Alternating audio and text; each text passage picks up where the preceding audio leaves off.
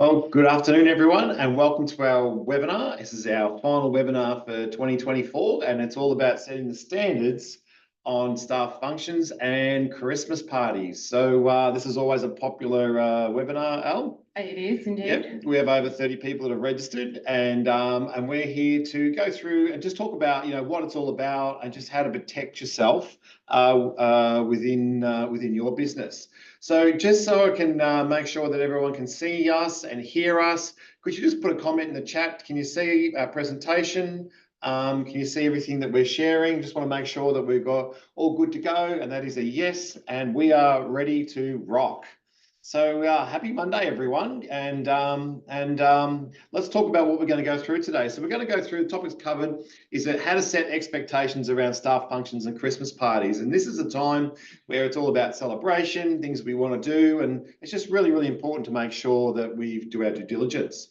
We're going to learn the importance of code of conduct, bullying and harassment, and positive duty, and why that should be a conversation that you need to have with your team before you actually start doing any type of Christmas parties.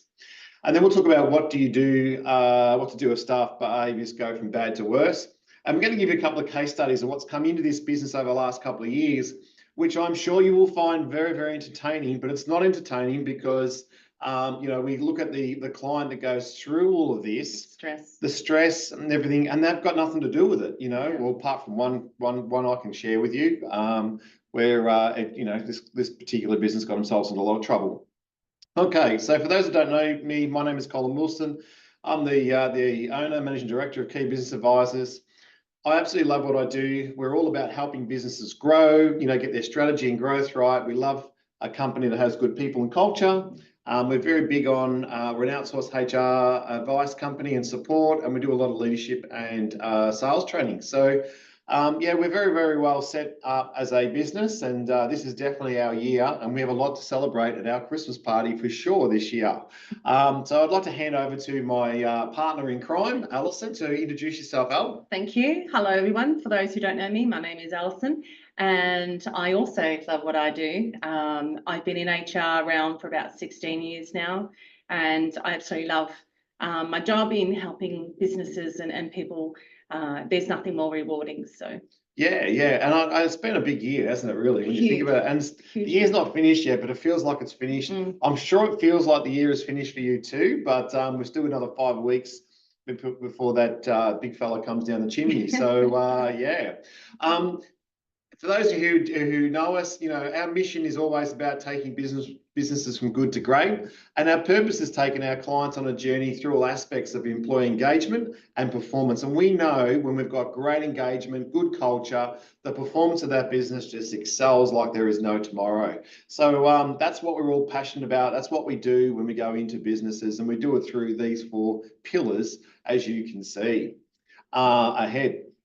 I actually had a look. There's a lot of people in this webinar that already use this, so thank you very, very much for your support.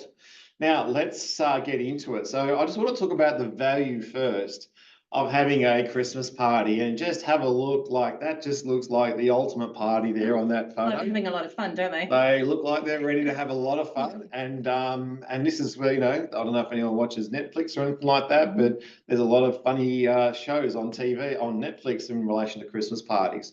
But when we actually put it into, and not everyone celebrates Christmas, by the way, I want to put that out there, but when we're having some sort of end of year function or a party or whatever it may be, I think it's important to think about, well, what are you celebrating? So we're celebrating the year that's passed. And, like most businesses, we've gone through ups and downs, and I hope that, in your business, you've got some really things to sit back and look at and go, hey, we moved a milestone this year. We really got ourselves into a real good operating rhythm. I think you need to reflect on company achievements. So, some of the milestones that you did of what you've done as a business, that's, and talk about those achievements. And I think, again, this is all about engaging and thanking your team. So, thanking your team for their contribution, and it's a way of sort of finishing the year off on a high. That's what we want you all to do. Yeah. I think it's also good too, as well, to engage and thank your clients and suppliers if you have events where you're connecting with your supplier in events, because I think that's a really good, way of appreciation. I think is really, really important. what we want to also do is, have that, that atmosphere that staff appreciate what you've actually done. So there's that staff appreciation. We definitely want you to have fun because it's all about your culture and make sure you've got a great culture. And I look at it from my point of view, Christmas is a time of the year as a business owner where it's a bit of reward for being a great employer of choice. Yeah. So if you've had a really, really good year, then I think it's really, really important to sit back and celebrate that. You don't want to harp on too much about it because I think most people should know why we're here, but it is all about, having that fun. Now, the thing is, when you run a Christmas party or any type of staff function, as an owner, the liability and responsibility is on you. And we're about to go into our presentation, but every year we seem to get, because we're an outsourced HR business, that phone call, that comes through every year. At least one. Yeah. Every year that is a clanger, right? Absolute clanger. And we'll share a couple of those case studies with you and probably how they could have prevented that from actually happening. So, okay, so let's get into the webinar. So hopefully we got you on your edge of your seats, ready to listen to what we've got to talk about. But I think the first topic is around how to set those expectations around, staff functions and Christmas parties. So again, you might have some of your staff that have been invited to some of your suppliers. And again, it's about their behaviour with those suppliers as well, because they represent your brand. So it's about setting those expectations. So I think what's important is, if you're doing a staff party, and that's what we're really focusing on, it's about making sure that you set that staff party invitation out. So you send it all out to your team. And what we always talk about is having a start and a finish time. We'll get into that shortly. You want to set those expectations up front on what our behaviours are expected. Maybe even alcohol, no drugs, all the above. I think it's really, really important. You've got to have your start and finish times. And we definitely got to make sure you got a location of the event, right? So it's really important because it's still your responsibility as a business owner to the staff get to a Christmas function and get home safely. And then we've got to talk about things around staff behaviour and responsibility. So a good example of that is you do not want a staff member fronting up to your Christmas party already intoxicated, and that's happened before in the past, right? So again, they are to rock up to your Christmas party, and they've got to be in a what's the word? What I would say is in a very good mental space to be, is that probably the right word, terminology? They've got to be ready to enjoy your Christmas party. So we've seen it where someone's gone from one Christmas party, like a client party, then into a staff function, and they're already intoxicated, which then creates massive risk for the business. I think it's important around, the staff behaviour responsibility we spoke about, and then again, the employer's responsibility. So you've got to explain that, you're my responsibility to get to the event and to get home safely. And should you go on and party on, then you take your own responsibility into your own hands. Limitation of alcohol. So again, this is on the heat of the moment, we just got to make sure that people aren't intoxicated. That's so they can create risk or harm to safety. Some companies do a, 1 drink or 2 drink or 3 drink policy. I'll leave it up to you. But again, it's about making sure that you're protecting your team.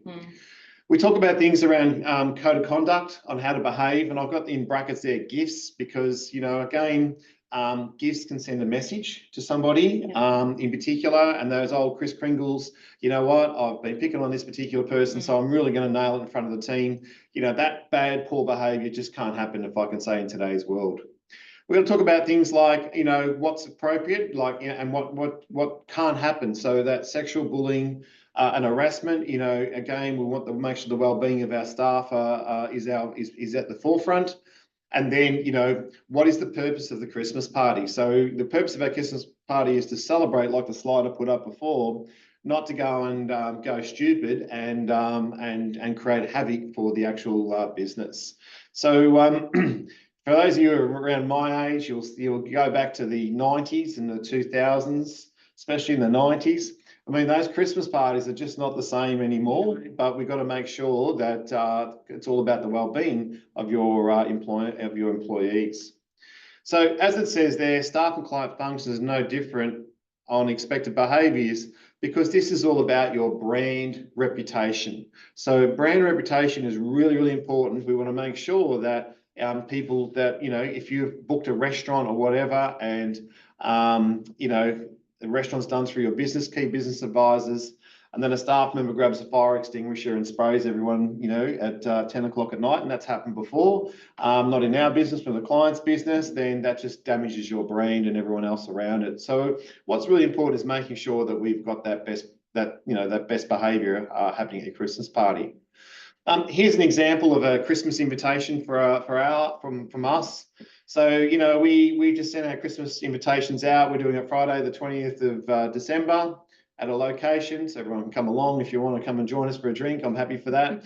And then it's got a start and a finish time. And what's the value of that, Alison, if I could ask you? Well, and we can go into this with some of the examples we've got today, but the start and finish time sets the clear expectations on when the party finishes. There's no blurred lines. So it finishes at 10. So a lot of times people go to staff Christmas parties or suppliers or what it might be, but then they're having so much fun that they decide to kick on. And it's really important that, we can go into that a little bit further, but it's really good to have finish time. Yep. Because then it's clear that the business has said, no, we're finishing at 10 p.m. Yep. What you do after that is on your own time, which Correct. is critical. Yeah. But it's not if I'm the owner and I take the guys to a nightclub or some sort of, and I pay for those drinks afterwards until 5 a.m. in the morning, though. Well, it still will be because you've decided to continue on. So yeah. And there's a message in that, right? Because that's actually happened. We'll give you that case study at the end, right? But a Christmas party had finished, but then one of the owners took the staff out and they went to all sorts of clubs. I can't go into too much detail, but finished at about 5 a.m. in the morning, and then it got a bit messy after that. So again, the liability then goes back to the business owner because they've paid for the drinks and kept the party ongoing. Correct. So it's really important that you just understand that a Christmas party has a start and a finish time.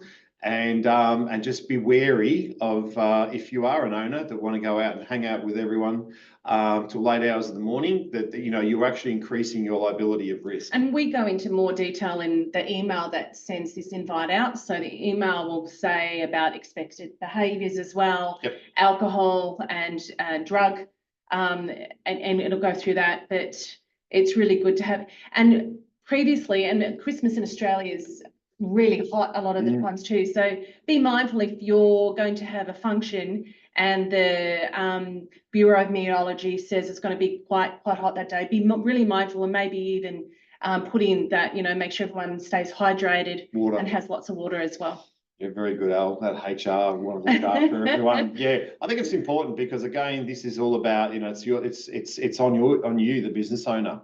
Okay, so feel free, just let us know how we're going so far in the chat box, and if you've got any questions along the way, then feel free to ask some of those questions.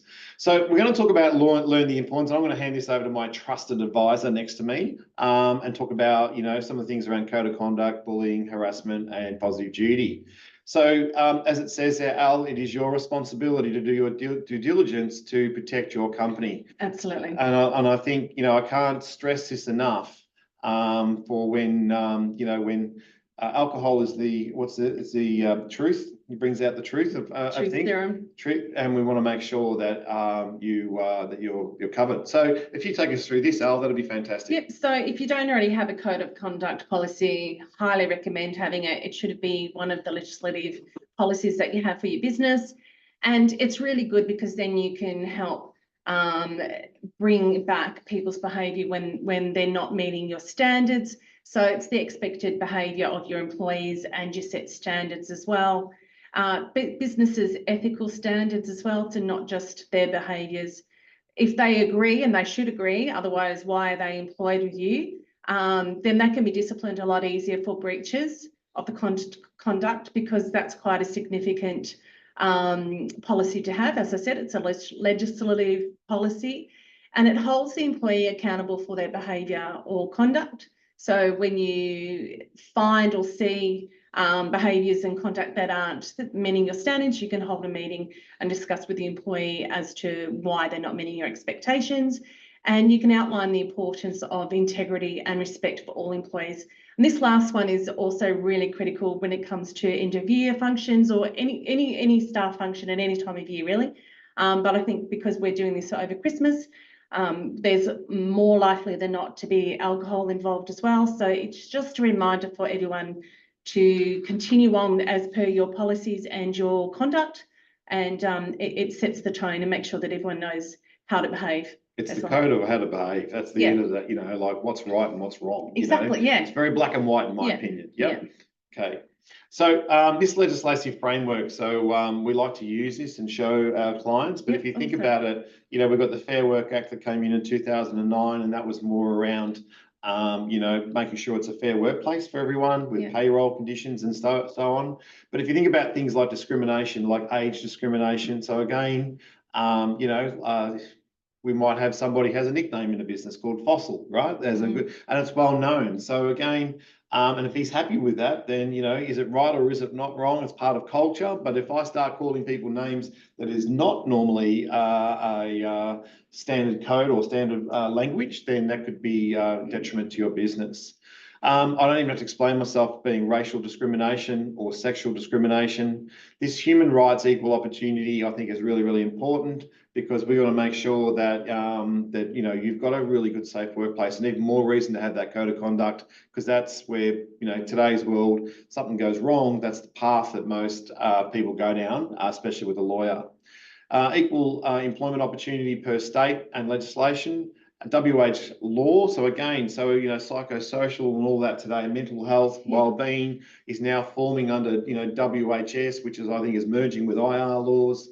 We've got a common law and case law, but I always, you always got to think about that. If something goes wrong in your Christmas party, and we're touching wood that there's nothing, that's why we're having this webinar to prevent it, that one of these circles would be a targeted area back to you, the business owner, and the business, for sure. And if you have a business or are running a business that has branches in different states, make sure you're aware and knowledgeable of what that legislation is for that state, because it does vary from state to state as well. Yeah, I think also too, if you are doing it from state to state, who is that leader that's going to be hosting that Christmas party, and it's make sure it's up to them to not be the one that gets involved in and in the, they've got to, what's the word, they've got to remain calm, and they've got to remain sober, is what I pretty much want to say, in that.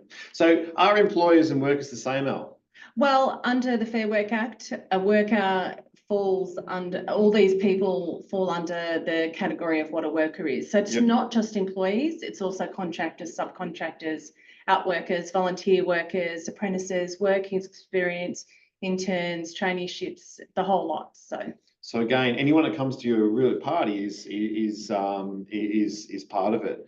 So, okay, if you want to take us through these slides, that'd be great, Al. Yep, excellent. So bullying in the workplace, under the Fair Work Amendment Act, it states that a worker is considered to have been bullied at work if A, the worker is at work in a constitutionally covered business, they're an individual, so you're targeting, the bully is targeting either an individual or a group of individuals. It does not have to be one person. It has to be repeated behaviour. So that word repeated is quite critical in this, because if it's a one-off situation, it will not be classified as bullying. That could potentially still be harassment, but bullying would be repeated behaviour that's unreasonable towards the worker. And people often ask us what is unreasonable, and this is one of Fair Work's favourite words to use in all of their legislation. It's what one person would deem to be okay. So if it's funny until it's not. Not okay. It's funny until it's not. So if someone is not happy with the behaviour, then that would be deemed unreasonable. And it also has to create a risk to the health and safety of that person or those persons as well. Okay, very good. Yep. We're going to argue who's going to do it. No. Examples of possible bullying behaviours, we've got aggressive or intimidating conduct, using abusive or offensive language, mocking, belittling or humiliating comments. And that's when I was saying it's funny until it's not funny. Spreading malicious rumours, which is completely horrid for anyone to have to go through. Teasing, practical jokes or initiation ceremonies. We still see that some of these things still happen today, and we've got some examples coming up soon. Exclusion from work-related events, which is also a form of harassment and bullying. Unreasonable work expectations, so including too much or too little work, or work below or beyond that particular worker skill level. displaying offensive material. I mean, we're of the age where there used to be girly calendars in the toilets, you know, and then there would have been other things as well. Pressure to behave in an inappropriate manner as well. Well, I think one part of the reason for this is, you know, if I can say, it's some companies have Kris Kringle, and Kris Kringle is, we've seen it where there's been, you know, the niggle at the particular staff member, and then something inappropriate is in the actual gift, and everyone knows it, apart from the person that actually opens it up. And then again, that's where all of a sudden I've been bullied. This is verified it, and you know, I go straight to Fair Work and go on work cover, and that's where all of a sudden things go pear-shaped within a business.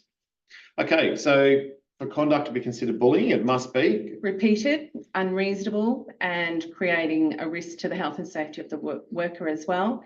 It does not include if you're doing some management of this particular employee, as long as that management is reasonable and is carried out in a reasonable manner. So obviously, if you're going to have a meeting with the employee, for example, if you were yelling at them, that would not be deemed to be reasonable. But if you kept calm and explained to them the facts, always stick to the facts, then that would be deemed to be reasonable. So bullying would not. We've seen a lot of people try to put in bullying claims through work cover more than Fair Work because they're being managed.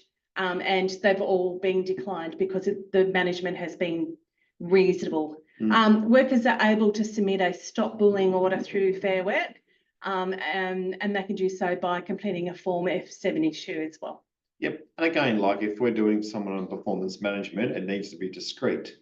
Right? Correct. And we hear it at Christmas parties, a few alcohol, oh, this guy will be gone by the end of January, or this guy will be gone, you know, and all of a sudden, you know, so confidential stuff gets put out on the table, and that's just because we're all mates, we're having a good time. Yeah. And then you know, this, you know, person, this has happened, the person's baited a manager, and the manager's pretty much told him this is our intentions, the whole lot, and that's just beautiful. That's actually a good point. Yeah. And be mindful too, if you're sending a calendar invite and other staff have access to your calendar, be mindful of what you title the meeting invite, and perhaps my recommendation would be to make that private, so only the recipients can see what it is anyway. So just be really careful that nobody else can see that meeting invite as well. Yep. Okay, let's talk about harassment. What is harassment, Al? So it's unwelcome conduct or behaviour, and it's based on personal characteristics such as race, age, gender, disability, religion, or sexuality.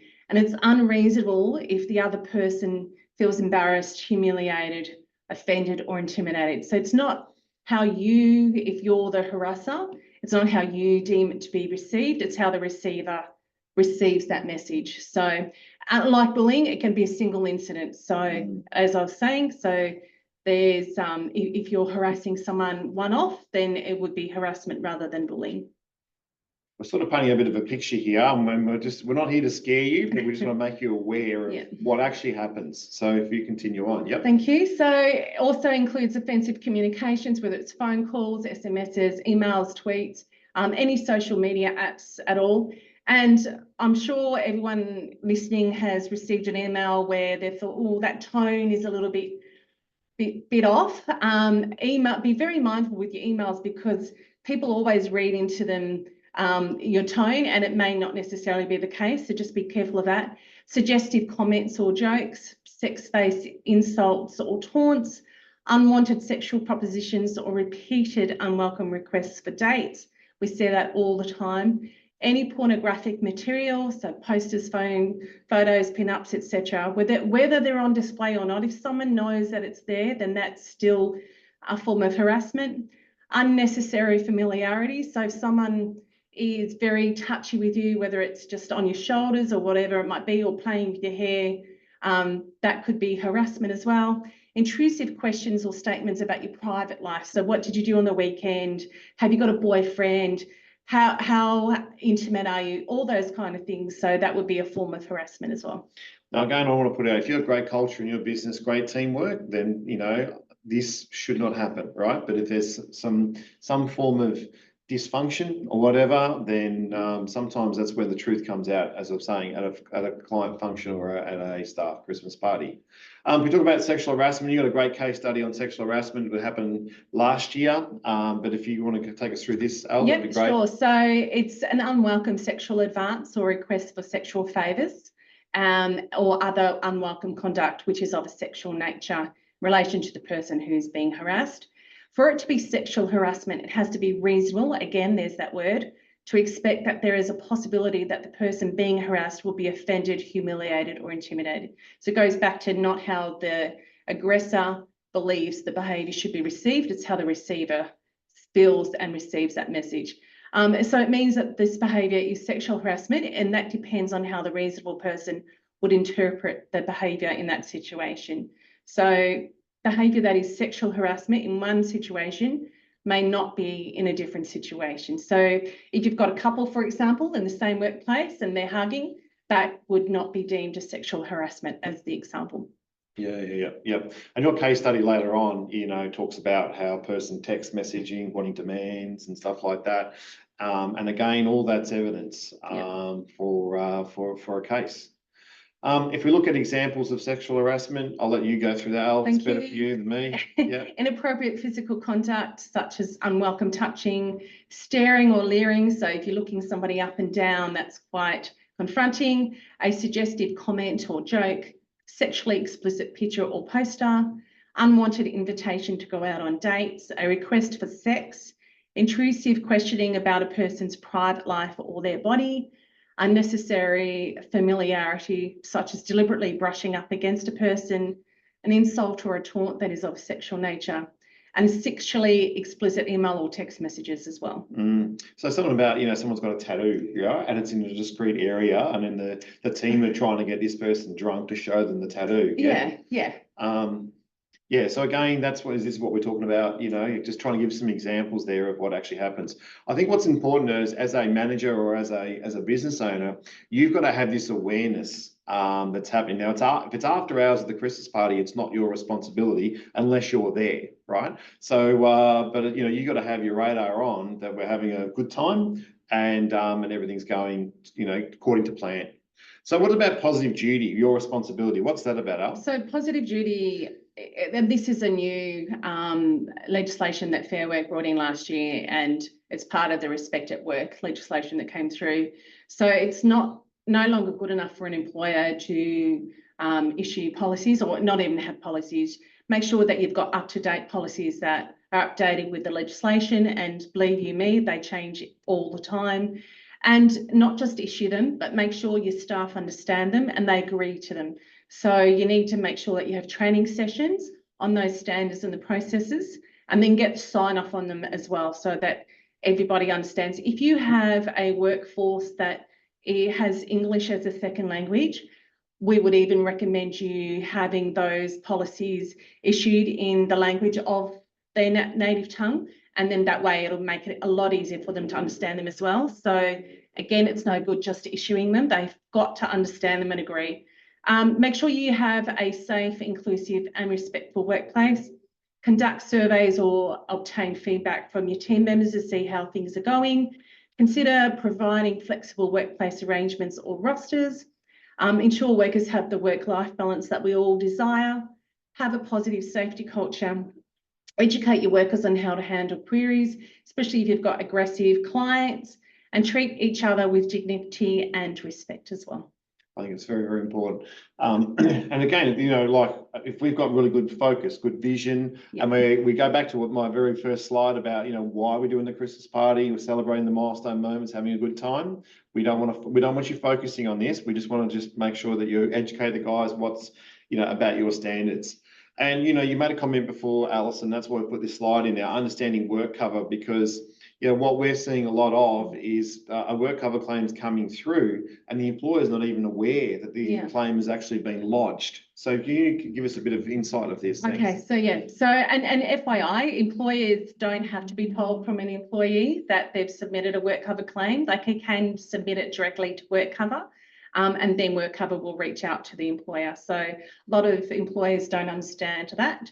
The Workplace Injury Rehab Compensation Act was created in 2013 and helps to get the employee to return to work, and it outlines the obligations of both the employer and the injured worker. It covers workers' cost benefits, so it's like an insurance, no different to any other insurance, if they've become injured or ill because of what they do at work. It's where an injured worker claims compensation. There's a no-fault scheme. It's payable to all your employees, full-time, part-time, casual, fixed-term, the whole boot and caboodle. Covers self-employed contractors and workplace accidents as well. So people think if they've got a subcontractor in the business that they don't need to have that subby as part of their work cover policy. But if that subby works for you and only you, or more than 50%, then you must include them in your work cover premium as well. Okay, so we've given you all the legalities of why we have all this in place. Let's just, have you got any questions for us? So feel free to put some questions in the chat box. Now let's talk about, what to do if staff goes from bad to worse. And this is where, again, what's the word? We can't have a security guard, right? But most venues should have a security guard. That is, if you're going to, something of fairly large, but most restaurants don't have that, or cafes or something like that, or a local pub. So again, it's important just, think about, well, what do we need to do when things go from bad to worse? So if I just take you through the employer's responsibility.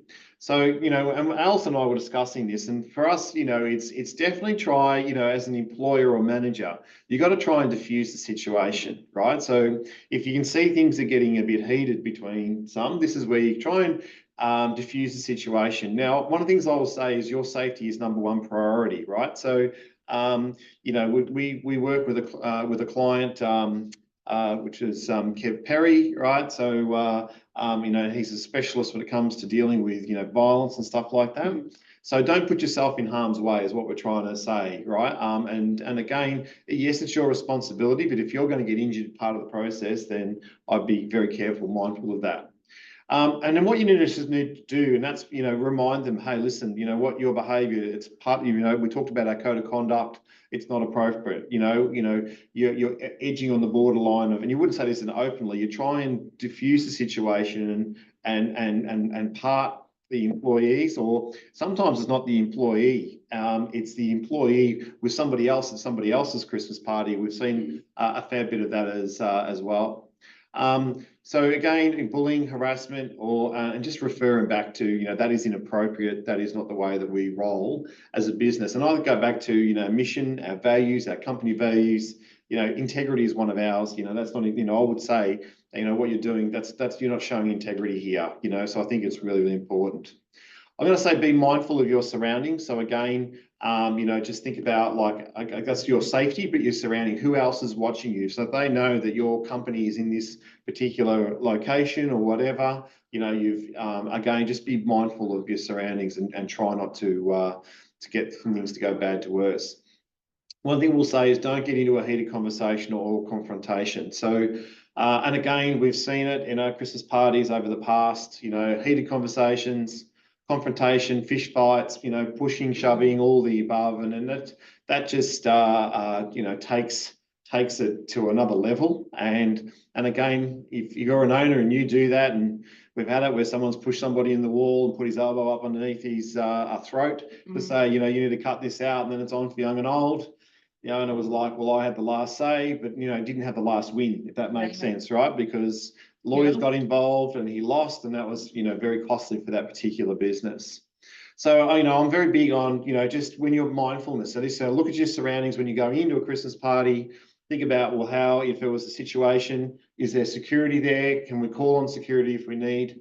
And then, if there is something that goes from bad to worse, I'll always encourage you to try and call the police, get the police to attend, because a police report on an incident really protects the business when should something go wrong. So once it's written by the police, it has that rubber stamp. Is that right, Al? Correct. Yep, 100%.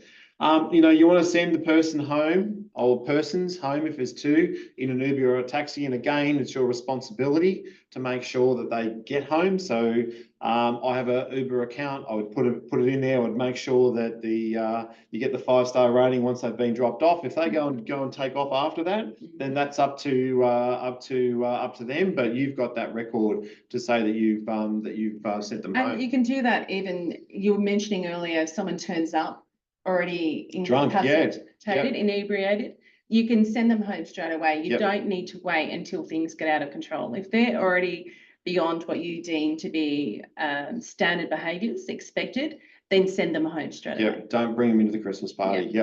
Or client function. Make sure that everyone else is okay. So if there's an incident, you just want to make sure you're checking with everything. And what I can tell you is when something goes wrong, and if it's depending on the seriousness, but if it's gone too far, then that'll put a damper on the entire Christmas party, and one that no one will ever forget. And we don't want that. That's for sure. And again, I've got that down there. Employers need to be responsible. So you can't be the advocator for pouring more drinks. And let's get into the cocktails. Let's do our what is it? What is that cocktail that everyone has? The coffee with the espresso martinis, right? So that's an ingredients for disaster. Caffeine and alcohol to get them hypo. You just got to make sure that that's really important. And again, some of the younger generation of today that might not be able to control their alcohol, it is your responsibility to make sure that it is. I'm surprised no one's put up there, well, I'll just run a Christmas party without any alcohol, because that's what companies are starting to do now, or giving a hamper rather than doing a Christmas party, because the liability of this starts to get really, really tough. Well, funny you say that. That's my case study. Well, okay. So I love a good segue. So we're just going to go through a couple of case studies that has happened in this business. And look, we've been in business now, we're coming up for 17 years. And I've even had a business owner knock on my front door of my house a day after their Christmas party, saying, am I in trouble? So, but I'll let you start off with the first one, Al. So my case study is sexual harassment, and this was only last year at a client's Christmas party. And there's a lot of things that could have gone worse for this particular employer.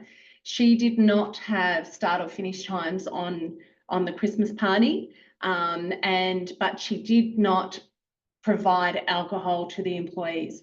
So they went to a particular pub. Obviously, I'm not going to say where it was. But what she did do, and this is the only thing that helped save her, is when she deemed the party to be finished, she stood up, made a speech to everybody who was present, and clearly stated that the party was finishing, she was going home. Everybody had purchased their own alcohol before that point. And a lot of people had decided to continue on, as does happen a lot. And some of the employees were going from this first venue, from venue A, and they were going to go across the road to venue B. During that period of time, one of the male employees had sexually assaulted one of the female employees, and then he continued to sexually assault her at venue B as well. And then when he got home as well, this is where he sent text messages were of an extremely sexually implicit behaviour, asking for certain favours from her. And she had submitted both a police statement and submitted a work cover claim. The police statement, she confirmed that, and this was her downfall, she had confirmed that the party finished and then they were going on to another venue. And she confirmed that the employer had said that the party had finished. So because she had done that, that was the only reason why work cover actually rejected that claim. So this particular client was really lucky to get off without that. If she hadn't have done the speech, then she would have been in all sorts of trouble. The male employee did get charged by the police, so he now has a record of sexual assault on the employee, and it just got all really messy. So at the time, the employer, she was selling the business and another employer was purchasing it. And obviously, because it wasn't a workplace issue, because the work cover claim was rejected, it was still going to be an issue that these two particular employees had to work together. So there was a lot of going backwards and forwards to try and get that side resolved. So even though there was no claim that was accepted, it was still an issue because we had to find a way for the to work with the employees. So it was a real mess. So it was full on. It was full on, and I think this dragged, didn't it? It dragged It did on months. It went on for months. And that's the thing that again, why we're doing this webinar is because when things drag on, you lose focus of your business. You're trying to put out a fire or an incident. The sad part is, for the owners that are out there, the owner had nothing to do with this, right? But because it was at a function, this person's thought, well, I'll just go back through the company and let the company deal with it. But it wasn't a police incident. So it wasn't a workplace incident. It was a police matter that it was taken into to their own hands. Look, I got a case study. There was a Christmas party that happened. There was niggle between a couple of staff members, and that's happened a lot. And if I can say, the owner's not done anything about it. Sort of like let things slide. But at the Christmas party, when this person opened up their Kris Kringle present, what was in the Kris Kringle present was the message of the niggle that's happened all the way through. So there was an explosion. There was some blame. It got really, really heated. This person left. And this person had worked for this company for a good 10 years, if I can say. And they left. And then what had happened is they just came in and resigned and left the business. So they've made a decision they're going to resign. And then just before their notice period, they then lodged a claim against what had actually happened and put it back onto the owner for not doing what they've done. Because this person, after 10 years, how am I going to find? I think the reality check came in. How do I now find another job that's going to do it? So all of a sudden that just exploded, and that became an incident that the company had to go and investigate. So the sad part was, if I can say it, the owners weren't even there. So that's where the drama actually really happened. So again, we just got to make sure. That's about all I'll say of that. But the toy, if I can say it, or the gift, was just not appropriate at that Christmas party. So a bit like the old school, you talked about before, Al. So calendars with people's heads on them in sexual pictures is not probably a good idea, if I can say that. So I think that's important, that you just need to understand, like, a joke is a joke, but if it goes too far, then that can have a major impact on your business. Is there any questions you want to ask us on this? Because look, we've, over the years, if I can say, we've had things even with partners. So there was an incident we had where the staff didn't like this manager, so they really worked hard on getting the partner drunk, and then videotaped or recorded on of what this particular person was like in the cot, right? And then that got shared across the team. So again, that was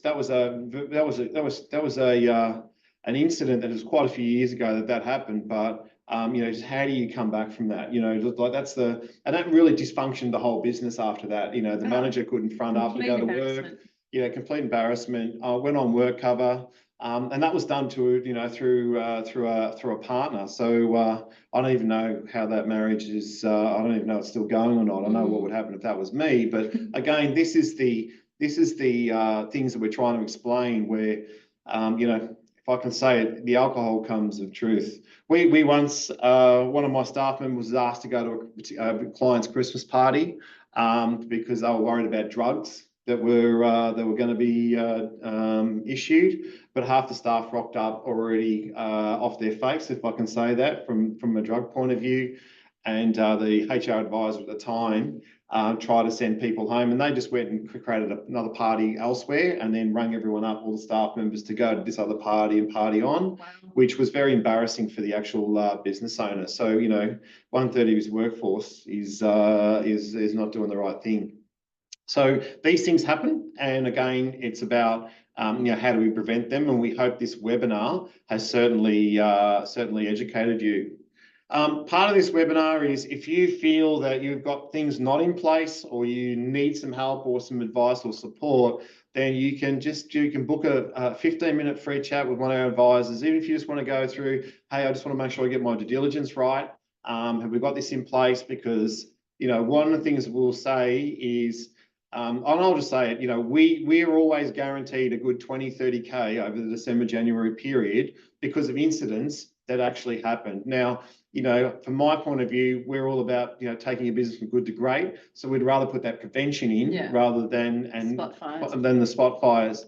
And when we get a real clanger, and as Alison says, we get situations that happen, but every year we get a clanger where we just think, oh my God, how could that have happened?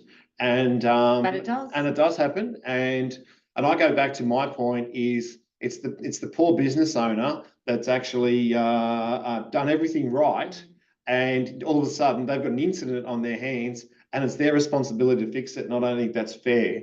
But again, we hope we've been very open and transparent with what we've just spoken to you about. So if you have any questions, come on, feel free to put some questions in the chat box. We'll read them out.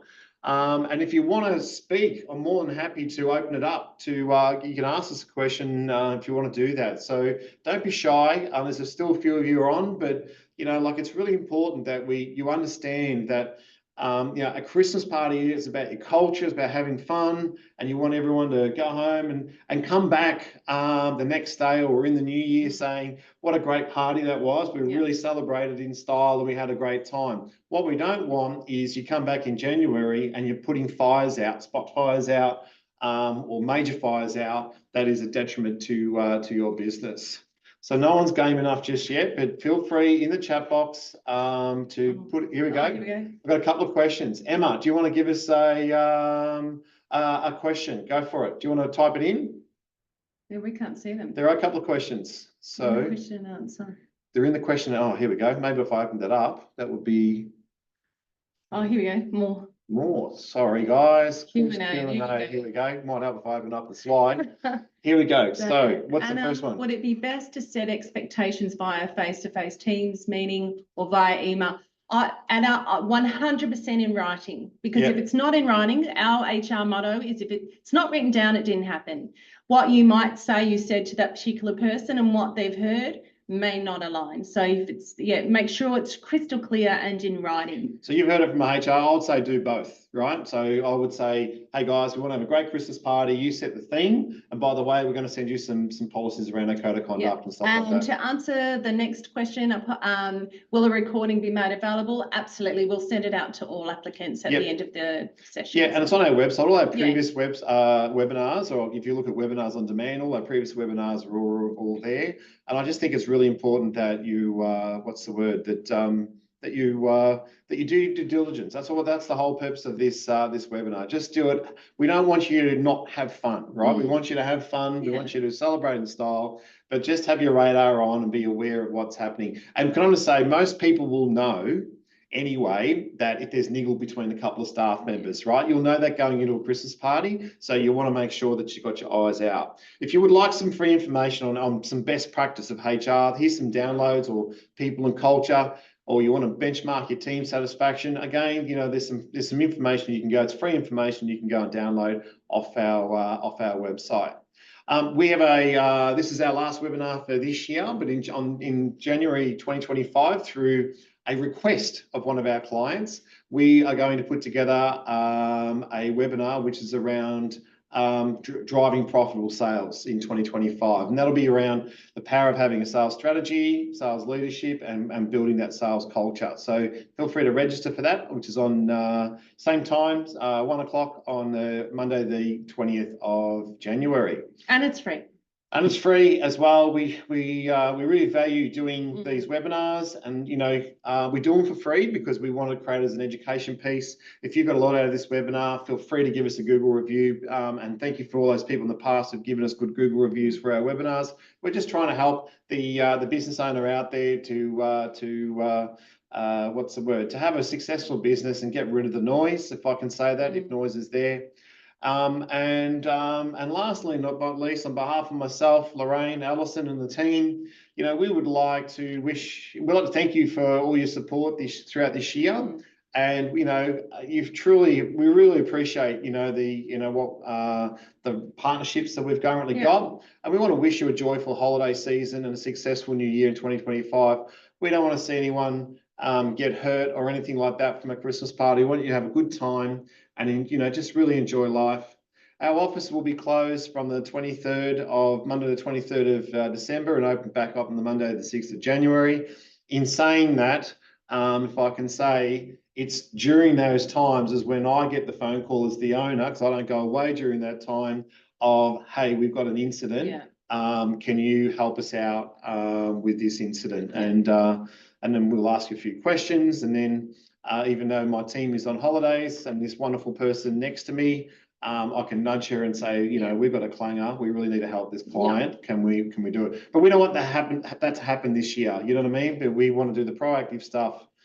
All the strategy stuff that we do, the people and culture, the proactive stuff that takes a business from good to great. So that concludes our webinar. I just want to say thank you very, very much. And if there's no further questions, enjoy the rest of the day. And 5 weeks till Christmas now. So 5 weeks, goodness. 5 weeks, yeah. So it's absolutely flying. Yeah. So that's it for me. Thanks, everyone. I hope you enjoyed this session and have some tips that you learned from today as well. And as Colin said, we're here to help. So if you've got any questions at all, please feel free and give us a buzz.